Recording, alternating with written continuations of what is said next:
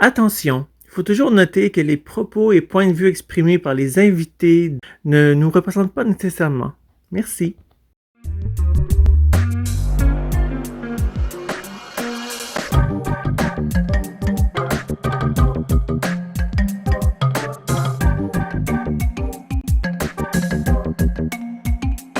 Bonjour à vous, ODH Notes, auditrices, auditeurs ou simples curieux et curieuses qui viennent de découvrir cette nouvelle vidéo sur la chaîne YouTube ODH TV 2. Bienvenue dans cette nouvelle édition de Matin OVNI OVI, mais passons dès à présent à un sommaire détaillé de cette nouvelle édition.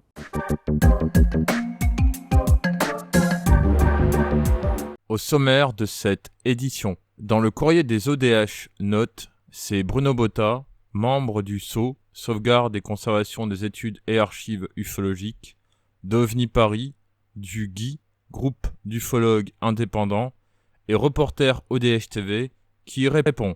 Dans les informations importantes de cette édition, je vais vous partager quelques extraits concernant le salon de science-fiction Auxerre Galactic Day, qui s'était déroulé les 23 et 24 octobre 2021 dans le département de l'Yonne, suivi de la sortie récente du dernier LDLN ou Lumière dans la nuit. C'est Rémi Fauchereau, président de l'association d'études des phénomènes aériens, membre du SO et reporter ODH TV du département de l'Yonne, qui répond à la question de cette édition. Puis nous passerons à la deuxième partie de cette édition, l'actu ODH ou actualité OVNI, OVI dans l'histoire, avec Gaëtan de l'API.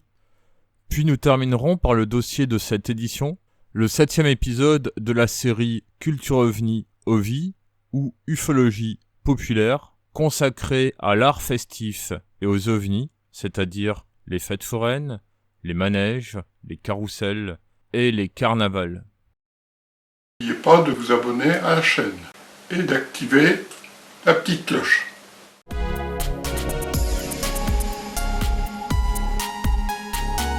Tu devais faire un livre, genre un guide UFO-pop touristique, Oui. Tu conseillerais plutôt l'AGD ou les festivals ufologiques?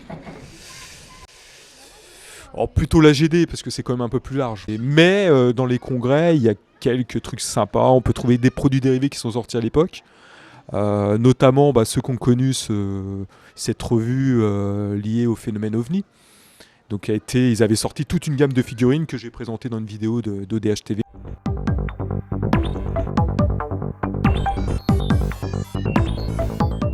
Les 23 et 24 octobre 2021 s'est déroulé dans le département de l'Yonne l'AGD, autant dire Auxerre Galactic Days, qui est un salon de science-fiction. J'y étais présent avec quelques membres de l'association SO, Sauvegarde et Conservation des Études et Archives Ufologiques. D'ailleurs, le SO avait un stand. J'ai interviewé de nombreuses personnes au cours de ce week-end. Un reportage sera diffusé prochainement sur la chaîne YouTube ODH TV Archives. En voici quelques extraits. Les 23 et 24 octobre s'est déroulé l'Auxerre Galactic Day 2021. Tu m'y as emmené. Mais toi, qu'est-ce que tu en as pensé de ce que tu as vu, les différents stands, etc. Et c'est très très bien, moi je n'ai rien à dire, c'est une belle manifestation. Beaucoup de séries TV sont représentées, de stands, de stands de maquettes, de stands avec les gens qui portent l'habit par exemple de V ou de Star Wars. J'ai bien aimé, moi. Le Galactic Day, pour moi, c'est un salon que j'adore et que je vais régulièrement. Et je le conseille à tout le monde parce qu'on fait des bonnes découvertes. Et c'est un salon de passionnés d'univers de science-fiction et de fantastique. Et là, vous trouvez plein de produits dérivés liés aux séries télé, au cinéma, à la bande dessinée de toute époque. Je tiens également à vous informer qu'un deuxième reportage sur l'AGD 2021 sera diffusé sur la chaîne YouTube Zone Imaginaire, dont le lien est affiché en dessous de cette vidéo.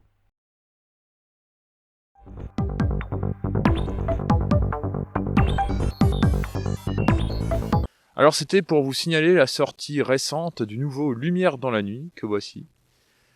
Alors si jamais vous voulez avoir de plus amples renseignements par rapport au magazine LDLN, je vous invite à consulter la page Facebook d'LDLN, dont le lien est affiché en description de la vidéo. Et si vous désirez contacter Jean-Louis Lagneau, n'hésitez pas à le contacter, lui proposer un article ou autre, ou même l'aider pour la correction de ce magazine, car c'est grâce à tout le monde, à vous toutes et tous, que le magazine peut survivre. Il faut pas oublier quand même que c'est l'un des plus anciens magazines ufologiques en France. Donc n'hésitez pas à liker la page Facebook de LDLN, ou même, pourquoi pas, à vous y abonner.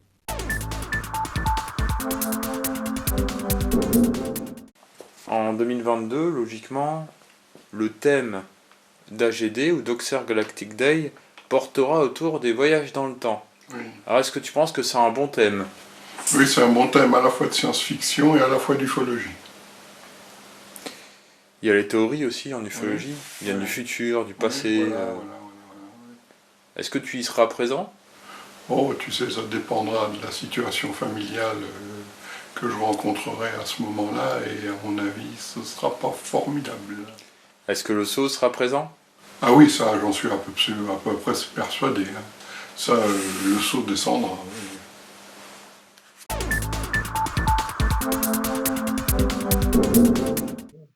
Non, oui, voilà. Si les gens en Belgique ont dans leurs archives des photos des illuminations de Noël 1954, on est très intéressé pour en avoir des copies.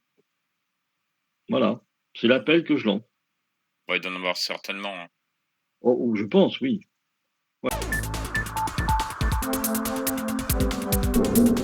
Passons dès à présent à la deuxième partie de cette édition, l'actualité des dernières notifications d'observations d'OVNI qu'il y a eu dans le monde.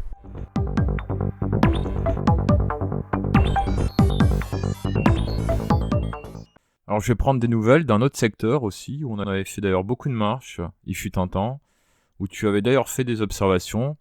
Y a-t-il eu des nouvelles observations du côté de Wanz ? Alors non, il n'y a pas eu d'actualité, non. Tout simplement, je pense qu'il y a... j'ai pas reçu de signalement direct, ça c'est certain, mais je pense qu'il y a aussi le facteur qui fait que il n'y a plus de veillées qui sont organisées là depuis pratiquement 2 ans. Depuis ta venue, je pense qu'il n'y a plus de veillées organisées. Il n'y a plus de présence en fait. Donc c'est un secteur qui était considéré chaud entre 2010 et 2016 parce que c'était un secteur qui était proche de chez moi, où j'allais régulièrement, ou avec mon équipe à l'époque, on a énormément fait d'enquêtes et de veillées. Et puis voilà, puis étant donné qu'on s'intéressait vraiment sur ce secteur-là et qu'il y avait une présence ufologique de ma part, donc parce que les médias, dans le cadre d'enquêtes notamment, avaient relayé pas mal d'appels à témoins dans la région, etc. Donc du coup, je dirais que ça a favorisé les signalements. Et voilà, ce qui a donné d'ailleurs au fait qu'il y ait plus d'observations dans ce secteur-là, parce que on a eu des témoins aussi extérieurs à notre équipe qui ont directement témoigné. Donc il y a eu le fameux triangle de Coutouin. Il y a eu d'autres observations vraiment étranges. Voilà, mais malheureusement, j'ai plus rien depuis, parce que là, je suis sur un autre secteur. Et voilà, et ici, justement, dans le projet, c'est que on va se remettre réellement à définir, je dirais, des secteurs d'enquête et d'observation pour essayer de quadriller le maximum, en tout cas. Récemment, il y a eu un article de presse en Belgique. Chaque année, ça se fait. Hein. C'est que ils font un peu une statistique des observations sur l'année. Et j'ai relu un peu les derniers chiffres du COBEPS, notamment, donc l'association qui a relayé la SOBEPS. Et eux, en fait, on dit que il y a justement moins d'observations en Wallonie par rapport en Flandre, notamment en région liégeoise, donc ma région. Mais là aussi, j'ai réagi en disant oui, mais et ça, je le dis souvent, c'est que à partir du moment où il n'y a pas d'ufologue dans une région, il y a moins d'observations. Ça, c'est un constat certain. C'est qu'à partir du moment où il y a un ufologue dans la région qui travaille, qui enquête, qui fait des veillées et qui montre qu'il y a une présence, qu'il y a quelqu'un de compétent qui travaille dans ce secteur-là, je pense que ça favorise les signalements. Les gens savent à qui s'adresser, donc il y a plus de signalements. Tandis que quand il n'y a personne dans une région, c'est logique qu'il y a moins d'observations, ça c'est certain. Il y a moins de... Sans parler de l'Ardenne, hein, parce que l'Ardenne, qui est une région immense, quasiment désertique, où il y a quelques petits villages, que des forêts, des champs. Là aussi, c'est encore pire. Je suis sûr qu'il y a d'innombrables observations chaque année, mais elles ne sont pas signalées ou elles ne sont pas connues parce qu'il n'y a personne pour s'en occuper. Voilà.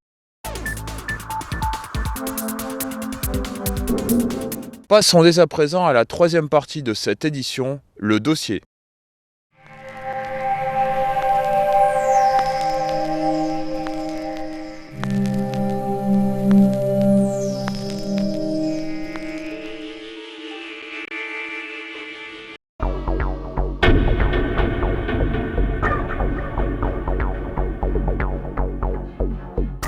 Après nous être intéressés à la science-fiction,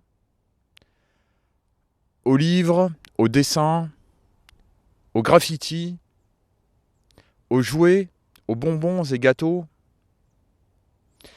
au spécial Mars, donc au mois de mars, logique, nous allons à présent nous intéresser à l'art festif et à l'ufologie.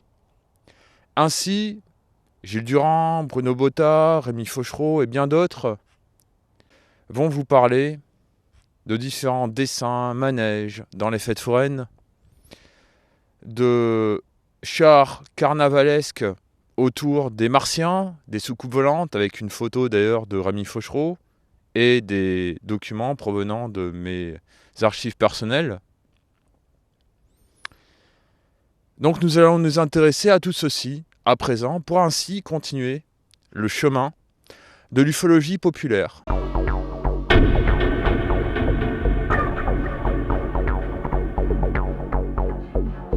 Parce qu'il y a aussi un thème qui m'intéresse, c'est les forains. Et à Villeneuve-le-Roi, donc c'est de l'autre côté de la Seine, pas très loin d'ici, mais c'est dans le Val-de-Marne.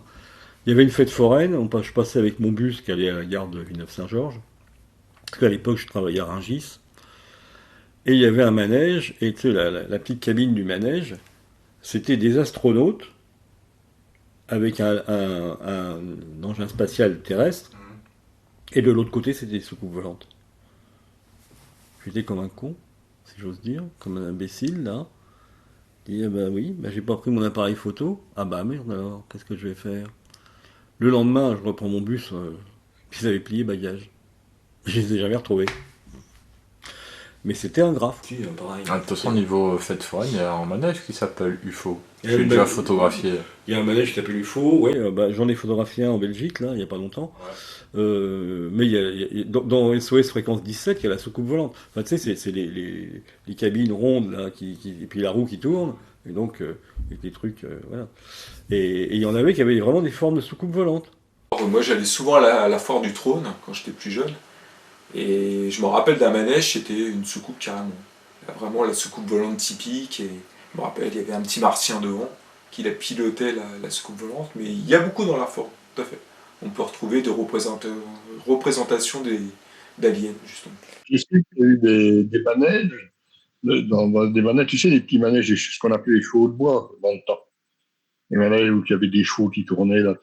Et ben, après, ça s'est modernisé. Il y a eu toutes sortes de choses. Il y a eu des voitures, des vélos, tout ce que tu veux. Et il y avait même des soucoupes volantes aussi.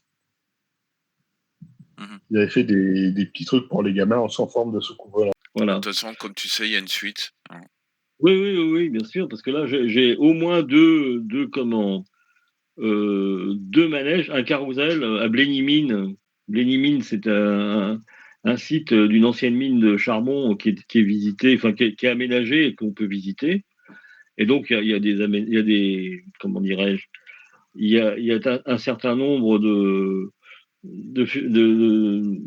manèges, enfin d'aménagements faits pour les gamins. Des choses comme des trucs, tu vois, il y a ce qu'on appelle les piscines à boules, tu vois, des trucs, des choses comme ça, quoi. Et un carrousel. Et dans le carrousel, il y a une soucoupe. La même que celle dont tu as deux exemples à Sceaux et puis l'autre, je ne sais, à Paris, rue de Rivoli. Et là, mais qui est encore décorée différemment. Voilà. Parce qu'en fait, la décoration, elle est, si tu veux, elle n'est pas automatique, tu vois. C'est pas un thème imposé. Donc on peut le rendre personnalisé, quoi. Et les gens qui ont des manèges n'hésitent pas à faire. Parce que pendant un temps, au départ, c'était que le Big Deal. Tu vois, bah, celui qu'il y a à Rivoli, là. C'était ça, c'était le personnage du Big Deal, je sais plus comment il s'appelait, là. Tu vois, le martien du Big Deal, là, avec, je sais plus, le présentateur belge, là. Vincent. Lagaffe. Lagaffe, voilà. Ouais, c'était le Big Deal, tu avais un extraterrestre. Voilà, c'était au début. Il y en avait un aussi, j'ai des photos, mais en argentique. T'en avais un à Thiers-Belle-Épine, dans le centre commercial, c'était le Big Deal. Et tu regardes celui de Paris, rue de Rivoli, c'est le Big Deal. Mais celui de Sceaux, c'est un autre décor. Et celui de Belle-Épine, c'est encore un autre décor personnalisé. Mais il faut que je les compile, parce que, bon, comme je te disais hors antenne, comme dirait l'autre, j'en ai plein sous forme argentique, et voilà, il faut que je les fasse numériser. Voilà, et sous forme de diapo en plus, alors c'est pas facile non plus. Voilà. Mais j'ai plein de matière, hein, c'est sûr.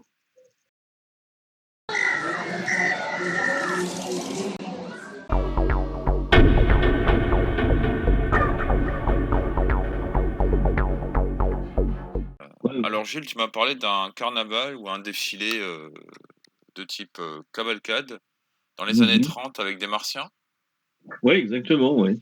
J'ai récupéré donc ce document sur Delcamp. Donc c'est à Aix-en-Provence, si je ne m'abuse. Donc c'est le 32e carnaval ou cavalcade, comme tu veux.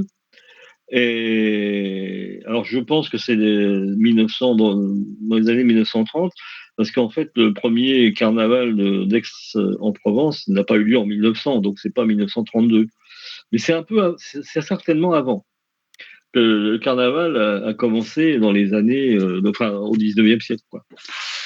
Alors après, je sais pas, c'est très intéressant parce que ça montre bien le contexte du moment où on parle énormément de la planète Mars.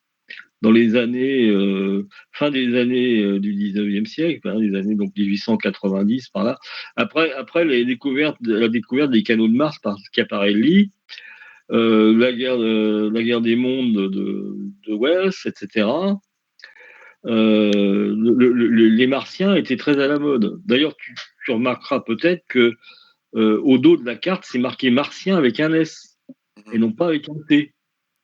Tu vois, on a longtemps, même jusque dans les années 50, il y avait les deux orthographes étaient autorisés. Maintenant, tout le monde met un T à Martien. Alors qu'en fait, c'est vrai que le S, c'est plus logique. Hein. Mars avec un S, martien, c'est très logique. Je ne sais pas comment ça a dérivé en MART, hein, ça, je ne sais pas. Hein. Et voilà, donc, bah oui, il faut que les gens s'en imprègnent de ça. C'est que on parlait énormément de Mars et des Martiens et dans les années, les 30 premières années du XXe siècle et les 10 dernières années du XIXe à peu près. Et donc là, on a une fanfare de Martiens. Voilà. Ils sont habillés avec des grandes oreilles. Ils ont des grands yeux aussi. Hein. C'est assez marrant. Hein. On dirait un peu la créature d'Hopkinsville. Voilà. Oui, non, c'est très intéressant, je trouve, cette carte postale. Exactement. Et ça, c'était dans le journal de la Républicaine qui était paru dans les années peut-être bien 50. Hein. Que ça remonte au moins aussi loin que ça, dans les années 54 ou 56. Le carnaval de Courpierre dans le 63. Ouais, tout à fait. Donc, qui date de 57. Ouais, 57. Avec le truc classique, la cavalcade, avec le tracteur devant. Avant, c'était des chevaux, mais là, on était déjà au tracteur. Et derrière, le char, la charrette à foin, hein, qui a été transformée en char et sur lequel on a posé une soucoupe volante. Il y a aussi après les deux qui viennent de l'étranger. Il y a celle de Bristol aussi, qui date de 57, si je ne m'abuse. voilà, où il y a des martiens, enfin, il y a des 56. sur le char, 56, ouais. Mhm. Sur le char, il y a des martiens, et tu remarqueras que, pour ça que je t'ai donné au départ, j'avais une version qui était un peu tronquée, et donc j'ai retrouvé la version non tronquée, où on voit sur la gauche de la photo un personnage avec une sorte de casque plat, avec juste une ouverture devant, très bizarre. Et puis autrement, sur le char lui-même, des martiens engoncés dans une sorte de tube. C'est assez sympa, quoi, c'est assez marrant. Et puis il y a d'autres, il y a le Canadien, hein, c'est le Canada 155, si je ne Exactement. m'abuse. Ouais. Et là, bon, c'est plutôt une fusée, mais les personnes qui sont sur le char ont des tenues avec des casques à bulles en fer, avec des antennes, etc., quoi. Mhm. Donc, ce qui était un peu le quotidien des entités des RR3 de 54, quoi. Voilà, c'était un Et peu ça. j'aime bien le titre du char, il y a marqué Royal Canadian Artillery Oui, 2055. 2055. On verra en 2055. C'est ce que ce sera, à mon avis, on aura dépassé ça, hein. Ah ouais, c'était marrant, hein, ouais. Le carnaval avec les oranges et les citrons. C'est Menton? Ouais, c'est Menton. Oui. Il y a sur Internet des photos, enfin des cartes postales des années 50 Mhm. où ils avaient fait, ils avaient fait donc un char avec une soucoupe volante en citron et en orange.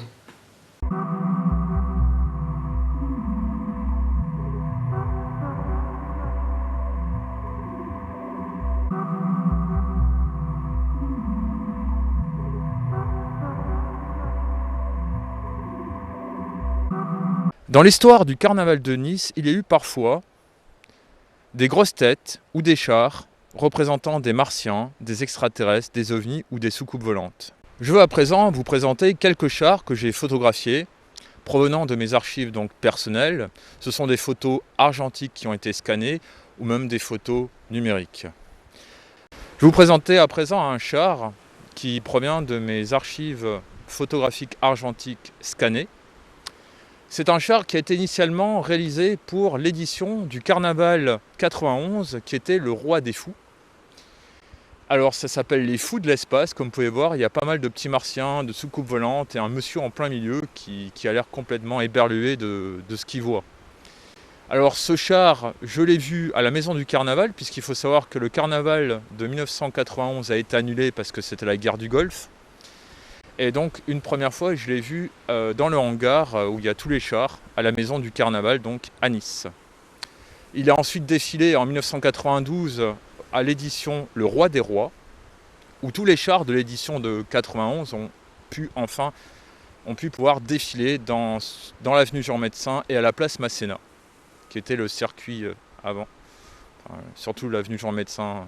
Enfin, voilà. Donc voilà, vous pouvez voir donc les photos scannées qui sont, excusez-moi, un peu de mauvaise résolution, mais bon, comme ça vous pouvez voir d'autres chars. Donc c'est un char qui s'appelle Les Touristes de l'espace, à l'édition 2001 du Carnaval de Nice, dont le thème était le roi du 3e millénaire. Donc vous pouvez voir une sorte de martien, un peu parodique d'ailleurs, avec des touristes qui se trouvent juste en dessous de ce grand martien qui est en plein milieu. Il y a aussi des petites soucoupes volantes tout autour. C'est un char qui a été accompagné de grosses têtes représentant des touristes de l'espace, mais également des martiens. Au cours d'une autre édition, je pense à l'édition 2018, le roi de l'espace, ah bah là, qui dit espace, il y a eu énormément d'ovnis, de soucoupes volantes, de chars représentant même le logo là qui a été fait et qu'on peut voir entre le quai des États-Unis et le port de Nice, le hashtag I Love Nice, qui se fait abducter par une soucoupe volante, comme vous pouvez voir en image juste là, avec des petites créatures qui sont dans la soucoupe volante, qui semblent photographiées. D'ailleurs, il y a des espèces de grandes tentacules mécaniques avec des appareils photo. Et c'est un char un peu marrant. D'ailleurs, il y a d'autres extraterrestres autour qui prennent en photo donc, ce logo hashtag I Love Nice. Il y a eu aussi des soucoupes volantes en rapport avec la politique du moment. D'ailleurs, là, vous pouvez voir donc, Brigitte Macron, qui est censée représenter la dame que l'on voit dans le film Mars Attack, qui essaye de choisir plusieurs petits Macron dans une autre soucoupe volante. C'est marrant. Vous avez un char aussi qui représente le film Alien, avec des cosmonautes et puis d'autres extraterrestres qui semblent prendre en photo les personnes, enfin le public qui regarde le carnaval de Nice. Vous avez bien sûr le roi de l'espace qui est sur une fusée aigle, représentant bien sûr encore l'un des symboles de la culture niçoise. Vous avez aussi des petites soucoupes volantes, des grosses têtes, à l'image de d'E.T., mais également des martiens, comme vous pouvez voir, qui d'ailleurs sont un mix entre les martiens et les petits gris, c'est-à-dire c'est de couleur vert, mais les yeux sont des grands yeux noirs en amande. Vous avez bien sûr le char, vous avez donc la lune avec plein de petits bonhommes comme le personnage d'Avatar, le personnage de Star Trek, vous avez E.T. l'extraterrestre, vous avez R2D2 aussi. Bref, il y a énormément de personnages provenant du cinéma et c'est toujours intéressant de voir tout cela. Bref, au cours de cette édition du Roi de l'espace, il y a énormément d'ovnis extraterrestres. Tu m'avais envoyé une fois des photos d'un carnaval avec une soucoupe volante. Ah ben c'était à Bleury, ça, oui. Oui, c'était lors c'était une cavalcade. Lors de la cavalcade qui a lieu tous les ans à Bleury, à côté de chez moi, là, le thème était les extraterrestres. Alors il y avait Tintin qui était à cheval sur la fusée du professeur Tournesol, je crois, ou un truc comme ça, et c'était Objectif Lune. Alors c'est fait avec des fleurs de papier. Voilà. Tout est en fleurs de papier. Et ils avaient fait une soucoupe volante avec 2 extraterrestres de chaque côté sur un char qui défilait. Et l'année suivante, ils l'ont ressorti, mais ils ne l'ont pas mis sur un char, ils l'ont mis sur le mur de l'école. Donc moi, je ne l'avais pas sur le char, parce que j'ai loupé le char, je n'avais pas été à la cavalcade. Par contre, quand ils l'ont remis, l'année suivante, je n'ai pu la photographier quand elle était posée sur le mur de l'école. C'était bien fait, hein. Tu croirais vraiment une soucoupe volante. Elle était bleue et jaune, les extraterrestres étaient bleus et jaunes. C'était bien fait, c'était marrant. Et tout ça, c'est fait avec du papier spécial pour faire des fleurs, qu'on relie avec un bout de fil de fer, et puis on plante ça dans du grillage. Et voilà. On voit ça aussi dans une séquence vidéo que nous a envoyé Jean-Claude Leroy, où on voit une fête viticole, enfin en Bourgogne, et en fait, dans les rangs de vignes, tu as un tracteur et derrière, il y a une soucoupe volante qui est accrochée. En parlant de carnaval, n'hésitez pas à vous abonner au compte Instagram Passion Carnaval. Le lien est affiché en dessous de cette vidéo. Bien sûr, ce message s'adresse à celles et ceux qui s'intéressent au carnaval de Nice.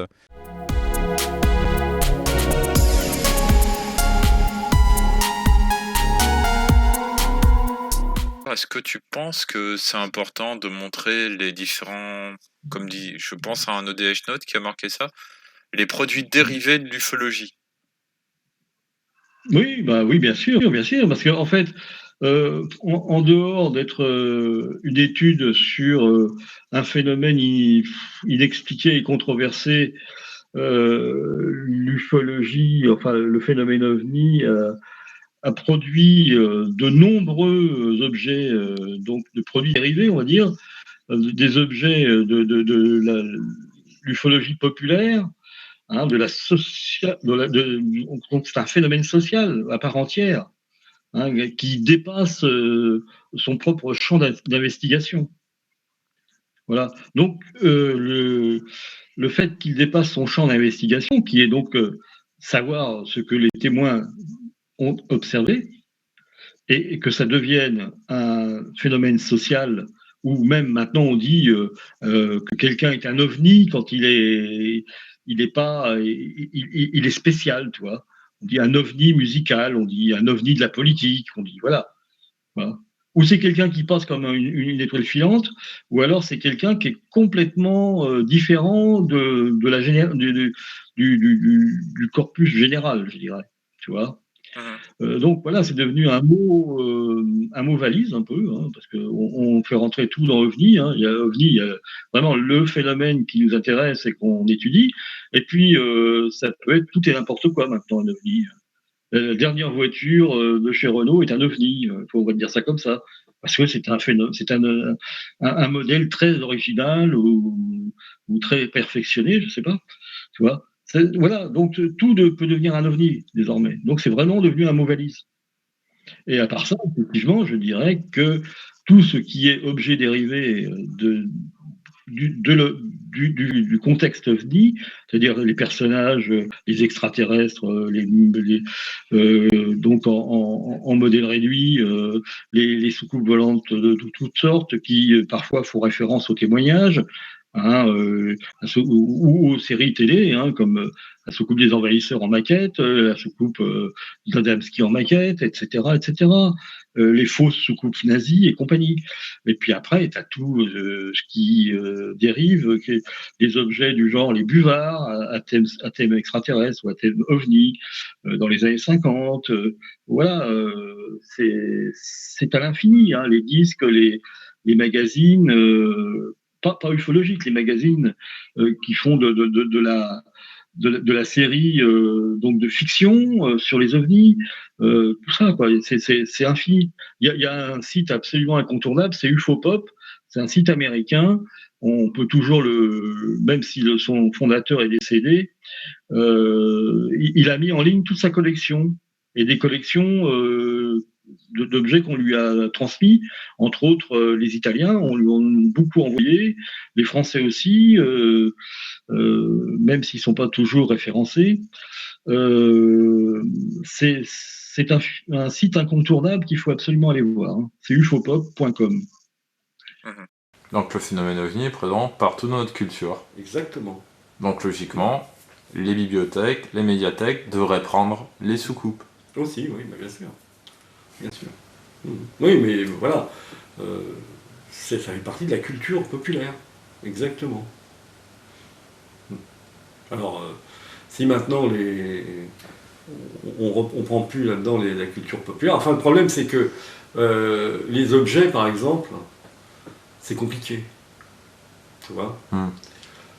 C'est pour ça qu'on essaye de trouver des débouchés. Il y en avait un qui existait, hein, qui était vachement bien, c'était comment ça s'appelle, les ATP, Art et Tradition Populaire. C'était ici en Ile-de-France, et c'est devenu le MUSEM, aujourd'hui ça s'appelle le MUSEM, et ça n'a plus rien à voir avec les ATP. Les ATP, ils récupéraient toutes les collections d'art populaire, les jeux de cartes, tout ce qui était de l'art populaire. Maintenant, il y a un truc, comment il s'appelle, Di Rosa, je ne sais pas si tu sais qui c'est, ce mec, c'est à Sète, il a un musée, mais c'est un musée privé, hein, justement de ce genre de choses, qui n'a pas de valeur, tu vois, des arts sans valeur, ou je ne sais plus comment ça s'appelle. Et je pense que tous les objets ufologiques pourraient très bien aller là-dedans.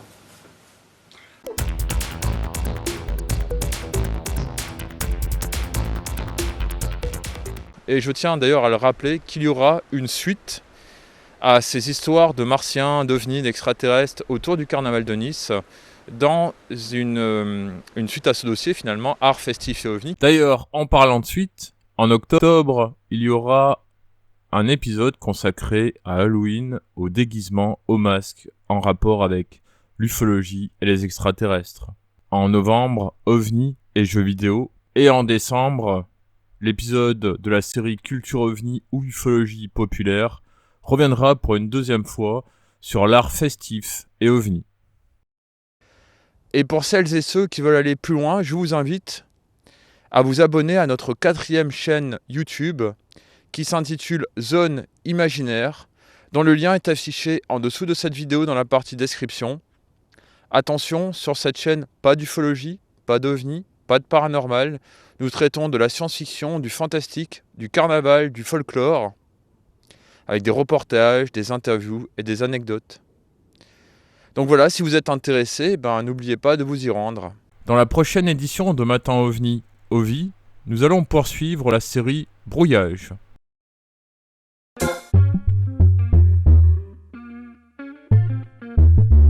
Nous arrivons déjà à la fin de cette nouvelle édition de Matin OVNI OVI.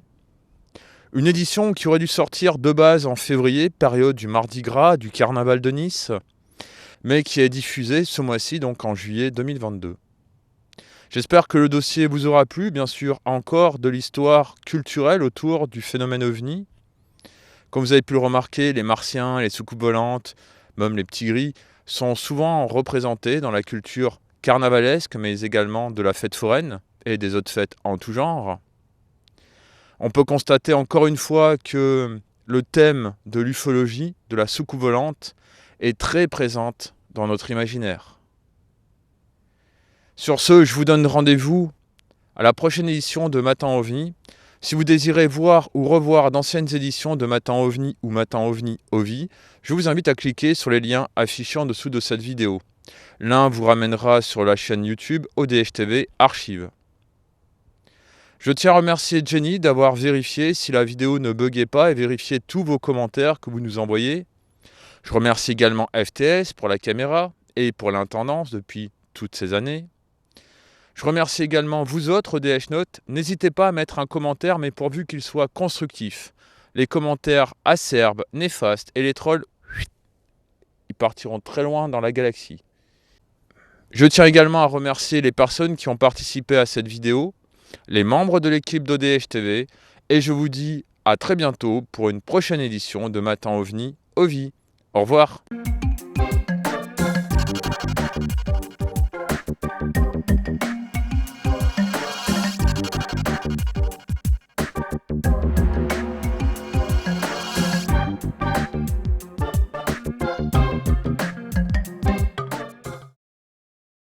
Et je vous retrouve bientôt dans l'espace intersidéral de la culture ufologique.